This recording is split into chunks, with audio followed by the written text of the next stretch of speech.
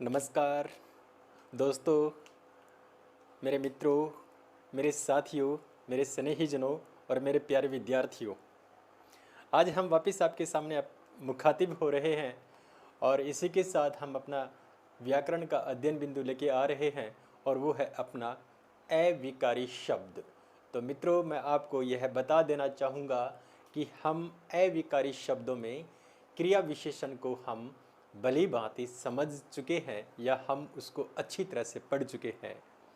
और आज का अपना वही अध्ययन बिंदु अविकारी शब्दों के रूप में, और अविकारी शब्दों में क्रिया विशेषण के अलावा 4 अविकारी शब्द या अवयव शब्द बच जाते हैं, शेष रह जाते हैं। हम उन्हीं के बारे में आज अपनी चर्चा का विषय बनाएंगे। मित्रों, अपना विषय है संबंध सूचक या हम कहें संबंध बोधक अवयव। एक तो अपना ये शेष बचा हुआ है, दूसरा अपना शेष बचा हुआ है समुच्चय बोधक, समुच्चय बोधक अवयव। एक तीसरा अपना बचा हुआ है विस्मयादि बोधक, विस्मयादि बोधक अवयव। और 4 नंबर पे अपना बचा हुआ है वो है निपात। तो मित्रों, इसको हम इनको ऐसे पढ़ेंगे। तो सबसे पहले हम लेवे इस संबंध सूचक बोधक या संबंध बोधक अवयव को हम शुरू करें। तो मित्रों, हम पहले यह कहना चाहेंगे कि जो संबंध बोधक जो अवयव है, संबंध बोधक अवयव है, तो मित्रों आप पहले इसको समझने की कोशिश इस प्रकार से करें कि जो भी शब्द दिया गया है उस शब्द के आप टुकड़े कर दें। तो इसको टुकड़े करने के बाद हमारे सामने 2 शब्द निकलते हैं। एक तो मित्रों ये है संबंध और दूसरा है बोधक। और अवयव का मतलब आप जानते ही होंगे। अवयव का मतलब मित्रों यह होता है कि जिसमें हम किसी भी प्रकार से परिवर्तन नहीं कर सकते, वे सारे के सारे शब्द अवयव होते हैं। अब देखिए, हमने इस संबंध बोधक का नाम लिया है, तो संबंध बोधक का मतलब क्या हो गया? ये तो है संबंध बताने, ये तो संबंध रहेगा। और बोधक का मतलब है ज्ञात कराने वाले या बताने वाले शब्द होंगे, बताने वाले। लेकिन मित्रों, ये संबंध किसका होगा? ये संबंध केवल दोनों का ही संबंध होगा। और वो 2 शब्द कौन कौन से हैं हमारे सामने? 2 शब्द हमारे सामने इस प्रकार से हैं। एक तो है हमारे सामने संज्ञा के शब्द होंगे, उनके बीच में संबंध बताएगा। और दूसरा है या फिर सर्वनाम का। तो हम ये कहें किसी भी वाक्य में संबंध बोधक अवयव का मतलब है कि संबंध बताना। और वाक्य में किसका संबंध बताएगा? एक तो मित्रों बताएगा संबंध संज्ञा के शब्दों का, और दूसरा संबंध बताएगा सर्वनाम के शब्दों का। अगर किसी वाक्य में संज्ञा के शब्द और सर्वनाम के शब्द आ रहे हैं तो समझ लेना उनके बीच में कुछ न कुछ परसर्ग लगा हुआ होता है। परसर्ग की चर्चा हम कारकों में कर चुके हैं। तो इसको हम इस प्रकार से भी कह सकते हैं, संबंध बोधक अवयव को हम यह भी कह सकते हैं, इसका दूसरा नाम इस प्रकार से भी ले सकते हैं, ये परसर्ग अवयव होते हैं। ये मित्रों क्या होते हैं? परसर्ग अवयव होते हैं। परसर्ग क्या होते हैं? ये विभक्ति चिन्ह होते हैं मित्रों। और विभक्ति चिन्ह का प्रयोग हम या इसका अध्ययन हम कारक में भी कर चुके हैं। तो मित्रों, हम ये कहें कि कारक के जो परसर्ग होते हैं उनका मुख्य रूप से प्रयोग इस संबंध बोधक अवयव में होगा। और ये किस प्रकार से होगा और ये क्या हमें बताने का प्रयास करेंगे, वो ही आप इसमें देखिएगा कि संबंध बोधक में किन किन बातों का बोध होगा, वो ही बात महत्वपूर्ण है। जिस प्रकार से हमने क्रिया विशेषण में पढ़ा कि क्रिया विशेषण में केवल 8 बातों का ही हमें ध्यान में रखना होता है। या तो समय बताएगा, या स्थान, या फिर संबंध बताएगा, या नकारात्मक या स्वीकृति, या फिर किसी भी प्रकार का बोध करवा दे और क्रिया से ठीक पहले उसकी विशेषता बता दे। तो इस प्रकार से हमने पढ़ा था क्रिया विशेषण में। लेकिन ये संबंध का मतलब ये है कि संज्ञा और सर्वनाम के शब्दों के बीच में जो कारक विभक्ति रहेंगी, कारक विभक्ति केवल के और से रहेगी। ये 2 विभक्ति रहेंगी और उसके बाद में प्लस अवयव रहेगा। इसके बाद में क्या रहेगा? अवयव रहेगा। अगर इस प्रकार की विभक्ति के साथ अवयव शब्द आते हैं तो वो हमें किन किन बातों के बारे में पूछने का प्रयत्न करेगा, वो हमारे सामने है। एक तो काल का मतलब समय के बारे में हमसे पूछा जा सकता है।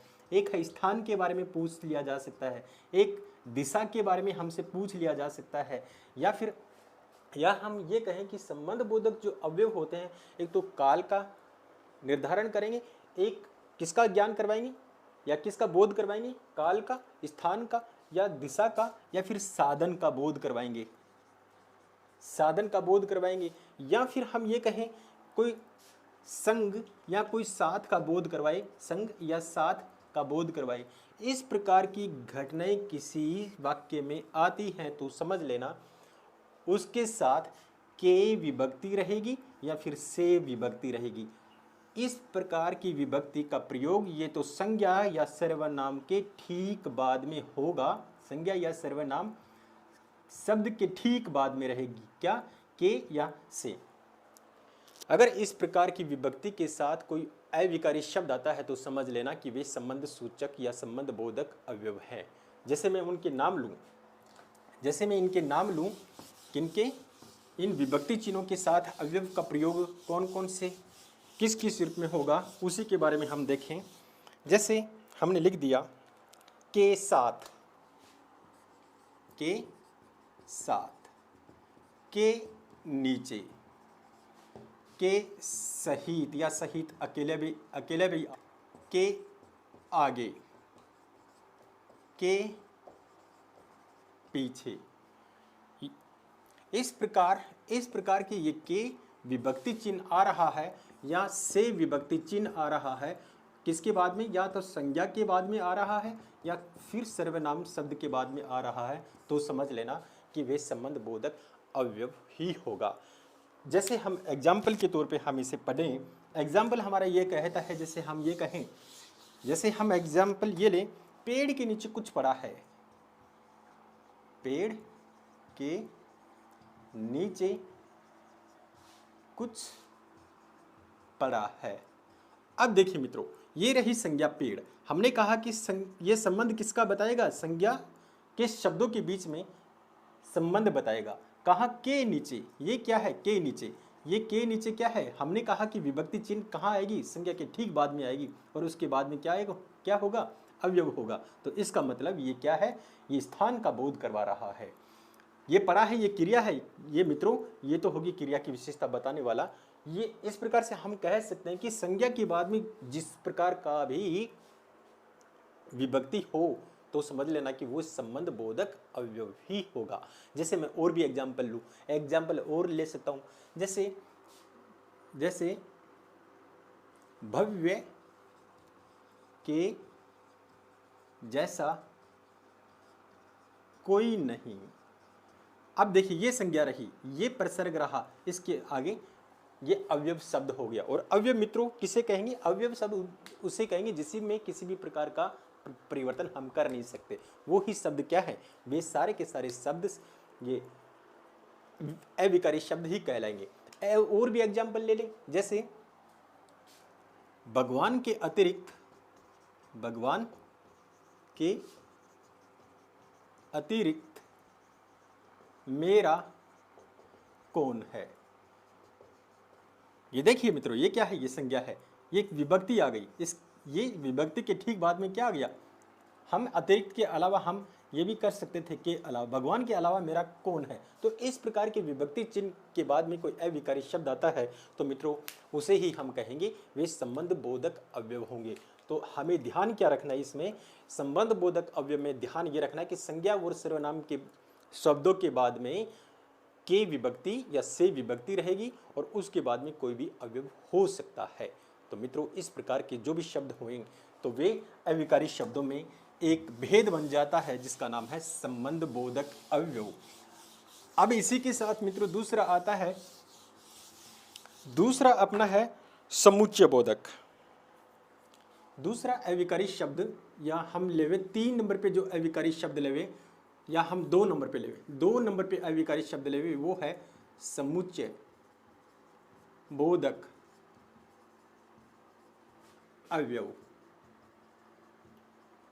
अब देखिए मित्रों, इसको समझने के लिए हम क्या करेंगे, इस शब्द के टुकड़े कर दो।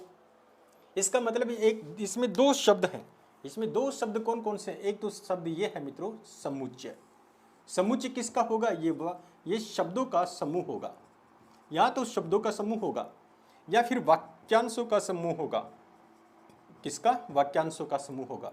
ये बोधक का मतलब क्या है? ये ज्ञात करवाना या बोध करवाना या बोध करवाना। अवयव का मतलब क्या है? ये अविकारी है कि ऐसे अविकारी शब्द होंगे, ऐसे अविकारी शब्द होंगे जो किसी वाक्य या किसी वाक्यांश या किसी शब्दों को जोड़ने का कार्य कर रहे हों। मैं यहां लिखूं, ये ऐसे होंगे जो या तो शब्दों को जोड़ने का कार्य करेंगे, किसको? शब्दों को जोड़ने का कार्य करेंगे, या फिर वाक्यांशों को जोड़ने का कार्य करेंगे, किसको? वाक्यांशों को जोड़ने का कार्य करेंगे, या फिर हम ये कहें किसी पदों को जोड़ने का कार्य करेंगे, पदों को जोड़ने का कार्य करेंगे, जोड़ने का कार्य करेंगे। अब देखिए, हमने इससे पहले क्या पढ़ा? इससे पहले हमने पढ़ा संबंध बोधक अवयव।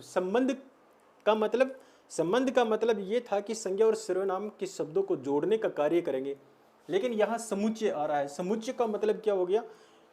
शब्द या फिर किसको जोड़ेंगे? ये वाक्यांशों को भी जोड़ेंगे या फिर किसी वाक्य को भी जोड़ेंगे या पदों को ये जोड़ेंगे, या हम इसको ये भी कह सकते हैं ये वाक्यों को जोड़ेंगे। तो इस प्रकार के अविकारी शब्द होंगे या अवयव शब्द होंगे जो दो वाक्यों को जोड़ने का प्रयास करेंगे, वो ही समझ लेना कि वो समुच्चय बोधक अवयव कहलाएंगे। तो मित्रों, ये समुच्चय बोधक अवयव में कौन कौन से शब्दों का हम प्रयोग करते हैं या कौन कौन से अविकारी शब्दों का प्रयोग करते हैं। जैसे बहुत सारे शब्द हैं, जैसे हम कहें किसी शब्द को जोड़ने के लिए हम और, या किसी वाक्य को जोड़ने के लिए हम और का प्रयोग करते हैं, लेकिन का प्रयोग करते हैं, हम इसलिए का प्रयोग करते हैं, इस लिए का प्रयोग करते हैं, हम तथा का प्रयोग करते हैं, एवं हो गया, वह हो गया, वाह हो गया, तथापि हो गया, तथापि अर्थात हो गया, जो हो गया, जो हो गया, त्यों हो गया। ऐसे करके मित्रों बहुत सारे ये अविकारी शब्द होते हैं जो किसी वाक्य को जोड़ने का कार्य करते हैं। आकाश में बादल तो छाए हैं, बादल तो छाए हैं, आकाश में बादल तो छाए आकाश में, लेकिन वर्षा नहीं हो रही, वर्षा नहीं हो रही। अब देखिए मित्रों, हमने क्या कहा? वाक्यांशों या वाक्यों को जोड़ने का कार्य करेंगे। कौन? ये समुच्चय बोधक अवयव जो होते हैं, ये दो वाक्यों को जोड़ने का कार्य करेंगे, और जोड़ने के लिए हम इस प्रकार के शब्दों का प्रयोग करते हैं, जैसे और है, लेकिन, इसलिए, तथा, एवं, बहुत सारे शब्द हैं। इनमें से देखिए एक वाक्य, यहां से आकाश में बादल तो छाए हैं, लेकिन ये क्या है मित्रों? ये देखिए एक शब्द, एक वाक्य तो यहां से यहां तक कंप्लीट हो गया, छाए हैं, लेकिन क्या होगी? उसका परिणाम बता रहा है, लेकिन ये इसका रीजन भी बता रहा है। ये क्या बता रहा है?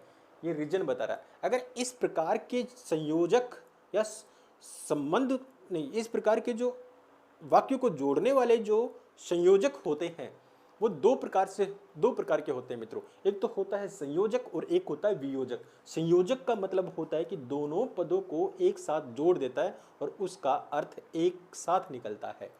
और वियोजक का मतलब होता है दो पदों को जोड़ता तो है, लेकिन उसमें विरोध की स्थिति बनी रहती है। तो इस प्रकार से हम समुच्चय बोधक अवयव में इस प्रकार के शब्दों को शामिल कर सकते हैं। और भी एग्जाम्पल ले लेते हैं, और भी एग्जाम्पल है। जैसे मैं ये कहूँ, अगला एग्जाम्पल, राधिका मुस्कुरा रही है, मुस्कुरा रही है, मानो मान गई हो। मान गई एक वाक्य ये रहा, और ये राधिका मुस्कुरा रही है, इसको जोड़ने का कार्य कौन कर रहा है? ये देखिए मित्रों, ये हो रहा है। कई बार हम ये भी कहते हैं, इस प्रकार से भी कहते हैं, अरे जल्दी जल्दी चलो, नहीं तो बस निकल जाएगी। अरे जल्दी जल्दी चलो, नहीं तो बस निकल जाएगी। नहीं तो ये संयोजक आ रहा है, दोनों पदों को जोड़ने का कार्य कर रहा है। इस प्रकार से ये शब्द भी क्या बन गया? ये ये इस प्रकार का शब्द भी क्या बन गया, ये समुच्चय बोधक अवयव बन गया। इस प्रकार से हमारे सामने बहुत सारे एग्जाम्पल होते हैं जो इस प्रकार से हमारे सामने बाहर निकलते हैं। जैसे मैं नाम ले लूँ, और भी हैं, जैसे बल्कि है, इसलिए है, अगर, मगर, लेकिन, किंतु, परंतु, तथापि, बहुत सारे ऐसे अविकारी शब्द हैं जिनको हम समुच्चय बोधक अवयव में शामिल करते हैं। तो इस प्रकार से हम समुच्चय बोधक को पढ़ते हैं। अगला अपना है विस्मयादि बोधक। अब मित्रों, विस्मय के बारे में सभी लोग जानते हैं। विस्मय का मतलब यही होता है आश्चर्य प्रकट करना। विस्मय का मतलब है, यहाँ अपना अगला अविकारी शब्द है या अवयव शब्द है, वो है विस्मयादि बोधक अवयव। अब देखिए मित्रों, ये 3 प्रकार के शब्दों से मिलकर के बना हुआ है। जैसे मैं इसमें टुकड़े करूं, एक तो हो गया विस्मय प्लस आदि प्लस बोधक। इस प्रकार से इसके अर्थ, इसके शब्द निकलते हैं। विस्मय का मतलब हो गया मित्रों, यहाँ है विस्मय का मतलब है आश्चर्य। इसका मतलब क्या है, आश्चर्य। आदि, आदि हो गया। बोधक का मतलब याद करवाने वाला या बोध करवाने वाला या बोध करवाने वाला। ये किसका बोध करवाएंगे? ऐसे कौन से अविकारी शब्द हैं जिसका हम विस्मय का बोध, या हम ये कहें कि ऐसे कौन से शब्द होंगे जिसमें आश्चर्य हमें प्रकट होता दिखाई देगा। तो मित्रों, अगर ये आश्चर्य जहाँ भी प्रकट होगा तो समझ लेना कि ये शब्द वाक्य के शुरू में होंगे। किसके? वाक्य के शुरू में ही होंगे। अगर ये वाक्य के शुरू में रहते हैं तो ये मानना कि इसके अंत में ये विस्मय का निशान जरूर रहेगा। किसका? इस प्रकार के जो शब्द होंगे उस शब्द के आगे, तुरंत आगे, ये विस्मय का निशान चिन्ह जरूर रहता है। अगर ये विस्मय का चिन्ह रहता है तो ये समझ लेना कि मित्रों वो मनोभाव प्रकट कर रहा है। ये क्या प्रकट कर रहा है? ये मनोभाव प्रकट करेगा, प्रकट कर रहा है। और अगर ये मनोभाव प्रकट करता है तो समझ लेना कि ये वाक्य में सबसे अलग होते हैं, वाक्य में सबसे अलग रहते हैं, अलग रहते हैं। इस प्रकार से हम यह कह सकते कि विस्मय का मतलब यही है। जैसे हम बहुत बार आश्चर्यचकित करते हैं या महसूस करते हैं, अरे, हम बोलते हैं अरे तुम आ गई। अब देखिए हमने ये विशेषता लिखी है, ये वाक्य में शुरू में होंगे। ये क्या प्रकट कर रहा है? ये आश्चर्य प्रकट कर रहा है। इसी आश्चर्य का दूसरा नाम मित्रों ये क्या है? विस्मय है। और विस्मय हमेशा वाक्य के शुरुआत में होंगे और शुरू के बाद में इसके सामने ये विस्मयादि बोधक चिन्ह रहेगा। अब हमने देखी इसमें विशेषता ये निकाली है कि वाक्य के शुरू में इनकी मौजूदगी होगी, वाक्य के इसके अंत में ये विस्मयादि बोधक चिन्ह का निशान रहेगा। ये रहा विस्मयादि बोधक चिन्ह का निशान।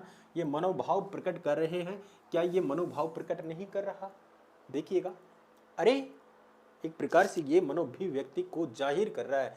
और इसके साथ हम ये कहते हैं कि ये अपने आप, ये अनायास ही प्रकट होते हैं, ही प्रकट होते हैं। अब देखिए, क्या ये अनायास प्रकट नहीं हुआ? आश्चर्य नहीं हुआ? अगर आश्चर्य किसी के व्यक्ति के मस्तिष्क में रहता है, ये किसी के मन में रहता है, तो समझ लेना कि इस प्रकार की मनोभिव्यक्ति वो करेगा। इस प्रकार से और भी हैं, बहुत सारे शब्द हैं, बहुत सारे ऐसे शब्द हैं जिसको हम कह सकते हैं कि ये इस प्रकार से विस्मयादि बोधक बन जाएंगे। तो मित्रों, अब अपना अगला बिंदु है वो है निपात के रूप में। निपात, जिसको हम ये कहें कि अविकारी शब्दों में ये 5वां नंबर पे आता है। बहुत सारी व्याकरणों में निपात के बारे में बताया नहीं जाता, लेकिन ये आजकल का एक बहुत लेटेस्ट टॉपिक बन गया और लेटेस्ट बनने की वजह से कई बार कंपटीशन एग्जाम में हमसे पूछ लिया जाता है। तो निपात क्या होता है? तो इसको हम एक बार देखें। ये है निपात। निपात के बारे में देखिए मित्रों, हम यह समझेंगे, बहुत सिंपल तरीके से समझेंगे। निपात का मतलब ये है कि कोई भी संज्ञा का शब्द हो या फिर सर्वनाम का शब्द हो या फिर हम कहें विशेषण का हो या फिर क्रिया विशेषण का हो, ये 4 प्रकार के शब्द होंगे। ये 4 प्रकार के शब्द होंगे।